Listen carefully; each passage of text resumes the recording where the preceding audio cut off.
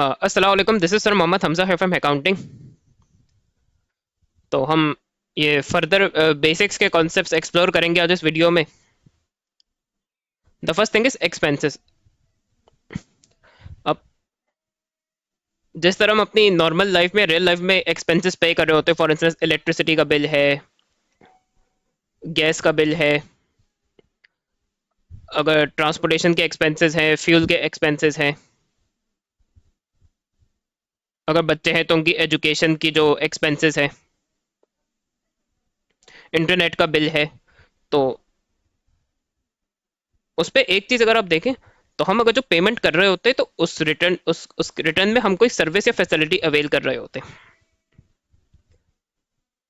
तो ऐसी कोई सर्विस हम फैसिलिटी या सर्विस अवेल कर रहे हैं, या हम कोई चीज गुड्स जैसे परचेज कर रहे हैं, तो उसके लिए जो अमाउंट हम बेयर करते हैं that is known as expenses.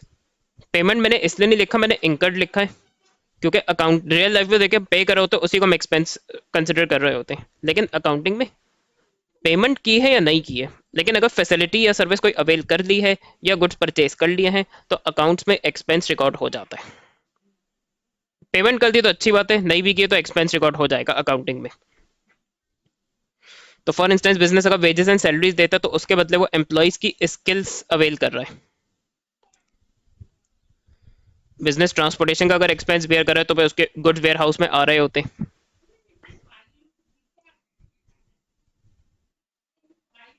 अगर बिजनेस भी इलेक्ट्रिसिटी का बिल पे कर रहा है तो इन रिटर्न इलेक्ट्रिसिटी वो बिजनेस के पर्पजेस के लिए यूज कर रहा है।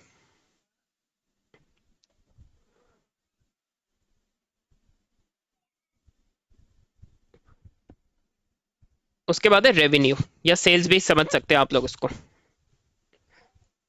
लेकिन वैसे रेवेन्यू का बट ज्यादा यूज होता है, ये सेल्स भी कहलाता है। सेल्स का जो अगर लेमन टर्म्स में, कॉमन मैन टर्म्स में बात करें तो अगर कुछ कोई बिजनेस या कोई कुछ बेच के जो कमा रहा है वो सेल्स हो जाती है। तो अकाउंटिंग में या तो अगर हम कस्टमर को गुड सेल कर रहे हैं या उसको सर्विस प्रोवाइड कर रहे हैं तो फिर वो उससे जब हम अर्न करते हैं वो रेवेन्यू होता है। फॉर इंस्टेंस लकी सीमेंट है, वो कस्टमर्स को सीमेंट सेल कर रहा है तो वो उससे एक अर्न कर रहा है। इसी तरह बैंक है, वो कस्टमर को कोई गुड सेल नहीं कर रहा, वो मनी मैनेजमेंट की सर्विसेज प्रोवाइड कर रहा है, तो बैंक फिर उससे अर्न कर रहा होता है। अपने इंटरनेट बैंकिंग के चार्ज कर रहा होता है, एटीएम सर्विस के चार्ज कर रहा होता है, एसएमएस सर्विस के चार्ज कर रहा होता है।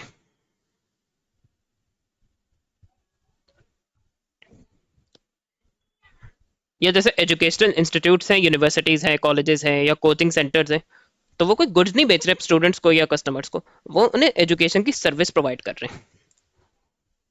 अब जरा जो अपनी नॉर्मल लाइफ है उसमें हम बस अगर रिसीव कर रहे हैं कुछ बेच के या काम करके कस्टमर का, तो उससे जो हम बस रिसीव करें उसको हम रेवेन्यू कंसिडर करते हैं। अकाउंटिंग में ये अमाउंट रिसीव हुआ है या रिसीव नहीं हुआ है, अगर आपने कस्टमर को गुड सेल कर दी है या सर्विस प्रोवाइड कर दी है, या इन अदर वर्ड्स आपने अगर कस्टमर का काम कर दिया है या क्लाइंट का काम कर दिया, तो अकाउंट्स में रेवेन्यू अर्न हो गया। इसका मतलब वो अकाउंटिंग बुक्स में रिकॉर्ड हो जाएगा। हम रिसीव करने का वेट नहीं करेंगे, रिसीव कर लिया तो बहुत अच्छी बात है। और ये मैंने no matter payment made or not, no matter amount received or not इसलिए लिखा है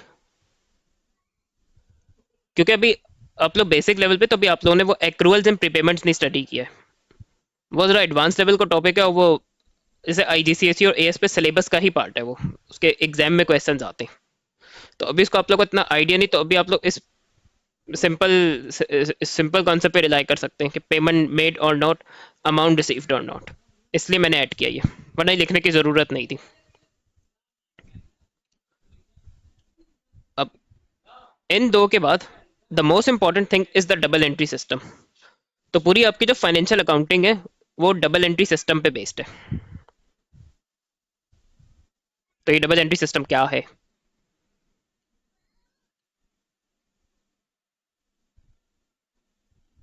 इसमें सिंपल ये है, for every transaction there is a debit and a credit.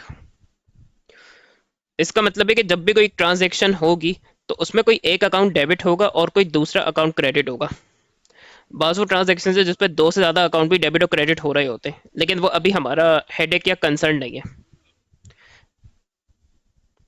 कोई जब भी ट्रांजेक्शन बुक्स पे रिकॉर्ड करेंगे तो एक अकाउंट डेबिट होगा, कोई दूसरा अकाउंट क्रेडिट होगा। और प्रीवियस वीडियो में मैंने ये एग्जांपल सॉल्व की थी, ये मैंने क्वेश्चन सॉल्व किया था। तो उसमें भी हमने एक्सप्लोर किया था कि जैसे हर ट्रांजेक्शन में या तो कोई दोनों अकाउंट डिक्रीज हो रहे होंगे या कोई दो अकाउंट डिक्रीज हो रहे होंगे, या जैसे कोई एक अकाउंट इंक्रीज हो रहा होगा और कोई दूसरा अकाउंट डिक्रीज हो रहा होगा। लेकिन अकाउंटिंग भी ये सफिशिएंट नहीं है, मेन इंक्रीज डिक्रीज पे इतना अकाउंटिंग बेस नहीं करती। अकाउंटिंग में मेन है वो ये डबल एंट्री सिस्टम है। तो इंस्टेड ऑफ इंक्रीज और डिक्रीज, डेबिट और क्रेडिट जो है वो इसकी प्रॉपर टर्मिनोलॉजी और जार्गन है जो यूज की जाती है अकाउंटिंग में। लेकिन अभी आप लोग सोच रहे होंगे कि पता नहीं इंक्रीज करने पे डेबिट करते हैं या डिक्रीज करने पे क्रेडिट करते हैं, या कब किस एक ट्रांजेक्शन में कब किस अकाउंट को डेबिट करना चाहिए और कब किस अकाउंट को क्रेडिट करना चाहिए। तो अभी इसी को हम फर्दर एक्सप्लोर करेंगे यहाँ। अब डेबिट को आप लोग सिंपल वर्ड्स में समझ सकते हैं।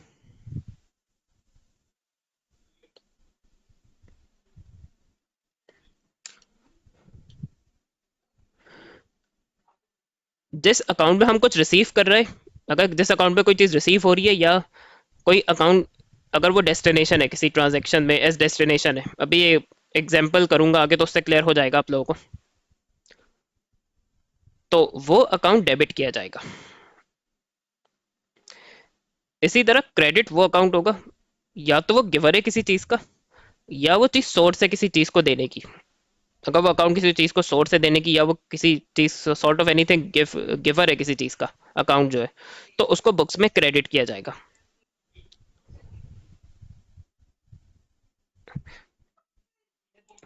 तो अब यही सेम एग्जांपल करेंगे, इसको ये थोड़ा डेबिट क्रेडिट में करने की कोशिश करेंगे।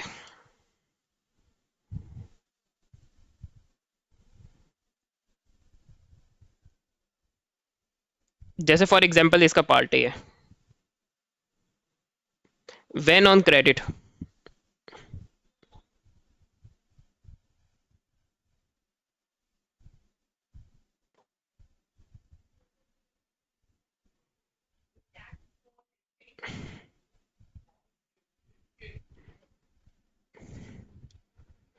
तो जैसे व्हेन हम क्रेडिट परचेज करें, तो उसमें आप लोग खुद देख सकते हैं कि बिजनेस हमारा जो है वो रिसीवर है वैन का, या बिजनेस वो डेस्टिनेशन है जिसमें ये वैन आएगी।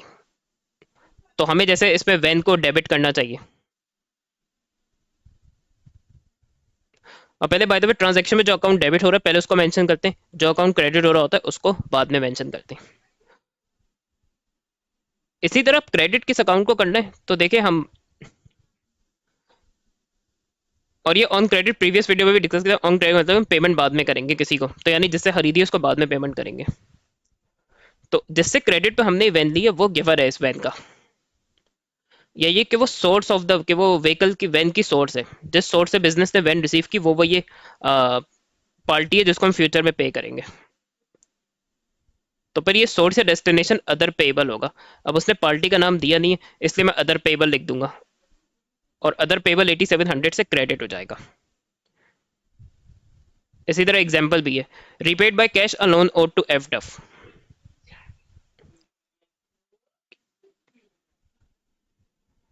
अब इस बार जो डेस्टिनेशन है वो हमारा बिजनेस नहीं है। इनफैक्ट अगर हम एफ लोन का लोन रीपे करें तो इस बार एफ डफ रिसीवर होगा, या एफ डफ डेस्टिनेशन होगा इस 10,000 का। तो एफ डफ को हम डेबिट कर देंगे, और एफ डफ किस सोर्स से ये 10,000 रिसीव कर रहा है, तो वो हमारे बिजनेस का कैश है। और एफ डफ को एक कैश एफ डफ को ये कैश एफ एफ को जो कैश है उसका गिवर कौन है, वो हमारा बिजनेस का कैश है। तो इसलिए हमारा बिजनेस का कैश अकाउंट क्रेडिट हो जाएगा।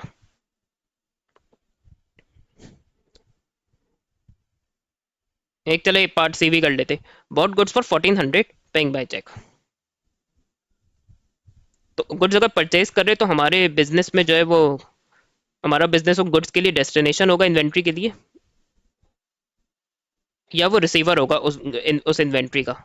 तो इसलिए हमारा, और वैसे इन्वेंट्री का अकाउंट डेबिट नहीं होता, कोई दूसरा अकाउंट डेबिट होता है, वो हम बाद में उसको हम बाद में स्टडी करेंगे। अभी अभी for the purpose of simplicity में इन्वेंट्री डेबिट कर रहा हूँ।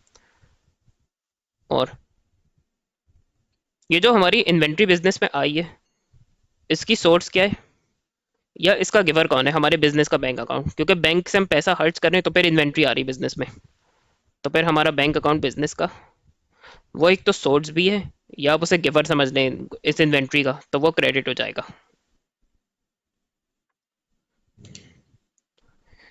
तो हर ट्रांजेक्शन में डिसाइड करना है कि कौन सा अकाउंट डेबिट होगा और दूसरा कौन सा अकाउंट क्रेडिट होगा। एक तरीका तो ये है,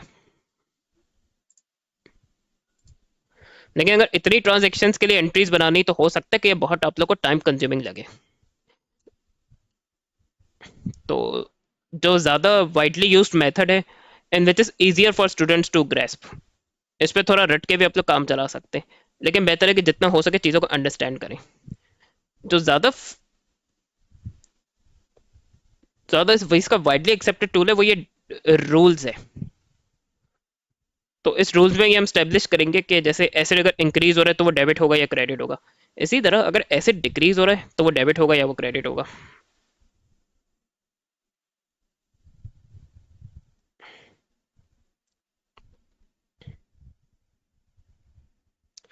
तो इसी तरह एसिड्स का देखें, इंक्रीज एसिड्स और एक्सपेंसेस दोनों इंक्रीज होंगे तो डेबिट किए जाएंगे, डिक्रीज होंगे तो क्रेडिट किए जाएंगे। और वो इसी चीज़ पे बेस्ड है।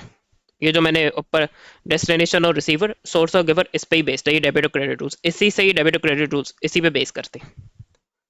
और इसी तरह लाइबिलिटी, ये लाइबिलिटीज कैपिटल रेवेन्यूज और सेल, ये इंक्रीज होने पे तीनों क्रेडिट होती हैं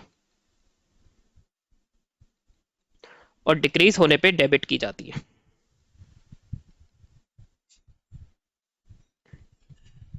तो एसेट्स और एक्सपेंसेस तो सेम है, इसी तरह लाइबिलिटीज कैपिटल और रेवेन्यूज या सेल्स का भी ट्रीटमेंट जो है वो सेम है। तीनों इंक्रीज होने पे क्रेडिट की जाएंगी और डिक्रीज होंगी तो डेबिट की जाएंगी।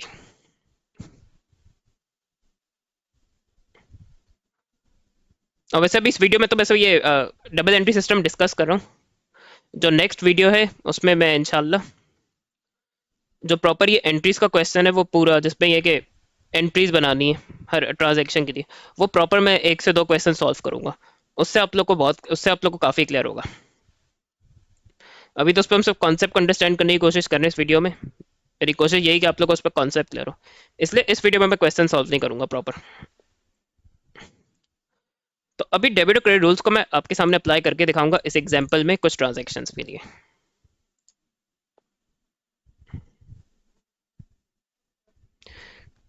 जैसे डी है, the owner puts a further 4,000 cash into the business. तो इसको मैं दोनों से, एक दो ट्रांजेक्शन में दोनों से ही डिस्कस कर लेता हूँ। अब देखिए, कैश बिजनेस पे इन्वेस्ट हो रहा है तो बिजनेस रिसीव कर रहा है कैश, तो बिजनेस डेस्टिनेशन या रिसीवर है कैश का, तो कैश डेबिट हो जाएगा उसका 4,000।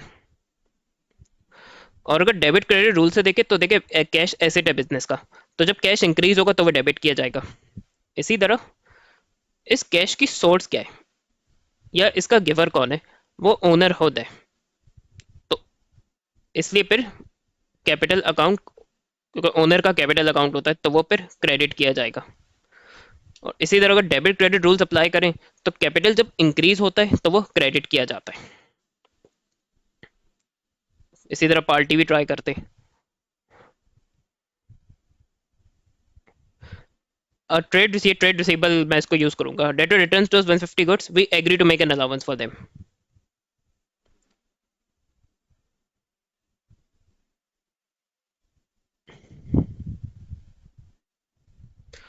तो अब देखें, कस्टमर गुड्स रिटर्न करे तो बिजनेस रिसीव कर रहा है, बिजनेस रिसीवर है गुड्स का, या बिजनेस डेस्टिनेशन है गुड्स की, तो इन्वेंट्री द्वारा फिलहाल फॉर नाउ डेबिट कर देंगे।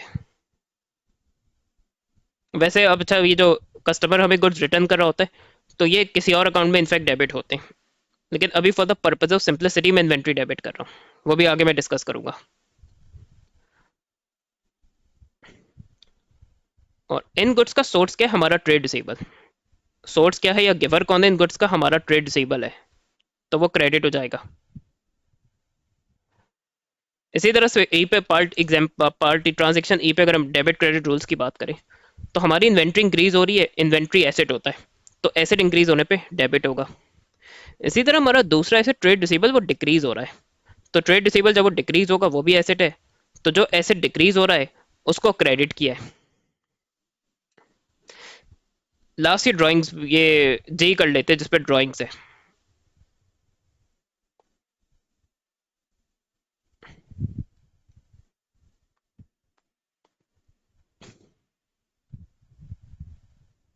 बल्कि एच से आप लोग ज़्यादा रिलेट कर पाएंगे। एच आप लोग के लिए ईजियर होगा अभी अंडरस्टैंड करना, इसलिए आई विल एच को मैं कंसिडर करूंगा। वी पे क्रेडिट वन वी पे ट्रेड पेबल 1150 बाई चेक। तो इस बार देखिए जो ट्रेड पेबल है वो रिसीव करेगा पैसे, तो इस बार हम डेस्टिनेशन या रिसीवर नहीं है, सप्लायर है। तो सप्लायर डेस्टिनेशन है या रिसीवर है इस 1150 का, तो वही डेबिट किया जाएगा।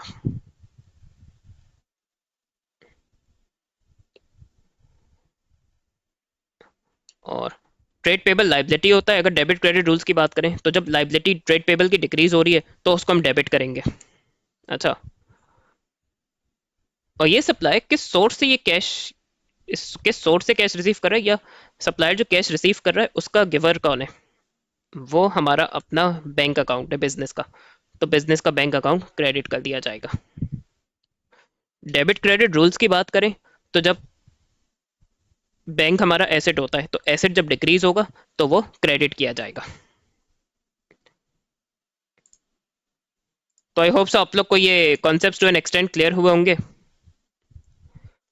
और देखिए जितना प्रैक्टिस करेंगे ना क्वेश्चंस की, उतना आपको इवेंचुअली ये डेबिट क्रेडिट रूल्स या ये आपको डेस्टिनेशन रिसीवर सोर्स और गिवर की लॉजिक यूज करनी है, तो उसमें आप प्रोफिशिएंट हो जाएंगे ओवर टाइम। ये वही एग्जांपल है, जो नए नए आप कीबोर्ड यूज करते हो तो पहले आप देख देख के बटन प्रेस कर रहे होते हैं, इवेंचुअली आपको वो सारे याद हो जाते हैं, आप बगैर देखे आराम से टाइप कर रहे होते हैं। इसी तरह आप नई नई ड्राइविंग सीखते हैं, स्पेशली अगर मैनुअल गाड़ी, मैनुअल गियर्स की जो गाड़ी होती है उसकी अगर बात करें, तो पहले जैसे शुरू इनिशियल शुरू में आप देख देख के गियर अप्लाई गियर लगा रहे होते हैं, लेकिन जब ड्राइविंग करते रहते जितनी आप प्रैक्टिस करते हैं उतना आपको फिर इवेंचुअली गियर्स याद हो जाते हैं, तो फिर आप अपना रोड पे ज़्यादा फोकस होता है और बगैर देखे आप आराम से गियर चेंज कर रहे होते हैं। तो यहाँ भी वही चीज़ अप्लाई होती है। और अभी तो नेक्स्ट वीडियो में चल रहा है, एक से दो प्रॉपर वीडियो में इसके क्वेश्चन करूंगा एंट्रीज बनाने के, तो उससे आप लोग को और क्लियर होगा ये। अल्लाह हाफिज़।